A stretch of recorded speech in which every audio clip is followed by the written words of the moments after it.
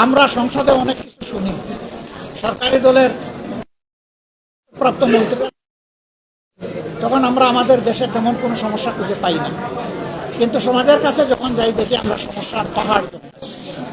আপনি কোন জায়গায় গেলেন না গেলেন এটা তাদের ব্যক্তিগত রুচি অভিরুচির ব্যাপার, তবে আমাদের পজিশন হচ্ছে রুম পড়লে নির্মূলে আমরা বাঁশি বাজাবো না। আমরা যখন রুম পড়বে তখন সেই আগুন নেবানোর চেষ্টা করব, এটাই আমাদের অগ্রাধিকার হবে ইনশাআল্লাহ।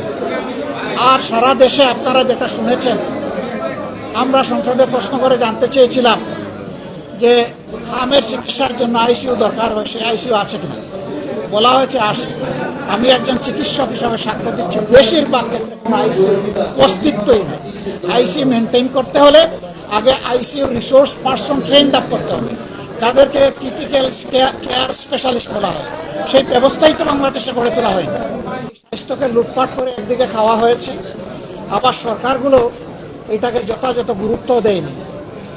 জিডিপির কত % বরাদ্দ এখানে ছিল আমরা সবাই জানি, অথচ একটা দেশের দুইটা সবচেয়ে বেশি প্রাধান্য পাওয়ার কথা, একটি হচ্ছে শিক্ষা, দ্বিতীয়টি হচ্ছে স্বাস্থ্য।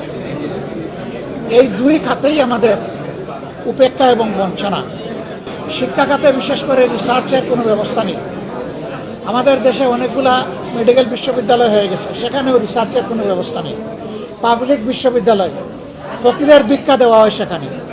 সরকার এখানে হামের আইসিইউ করে দিয়েছেন, ধন্যবাদ, কিন্তু আরও অনেক কিছু করার দায়িত্ব সরকারের আছে। আমরা সেটাও দেখতে চাই সরকারের পক্ষ থেকে। এখন বলবেন যে আপনারা সরকারে না থাকলে কি এরকম বলতাম।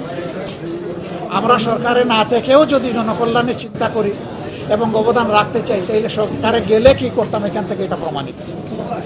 আমরা ইনশাআল্লাহ, আল্লাহ যদি কোনোদিন এই সেবার সুযোগ আমাদেরকে দেন, আমরা যেভাবে বলেছি 1 নম্বর খাত আমাদের শিক্ষা, 2 নম্বর খাত আমাদের স্বাস্থ্য।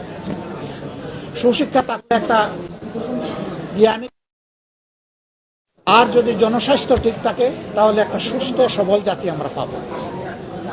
তখন দেশটাকে মনের মতো করে গড়া যাবে ইনশাআল্লাহ।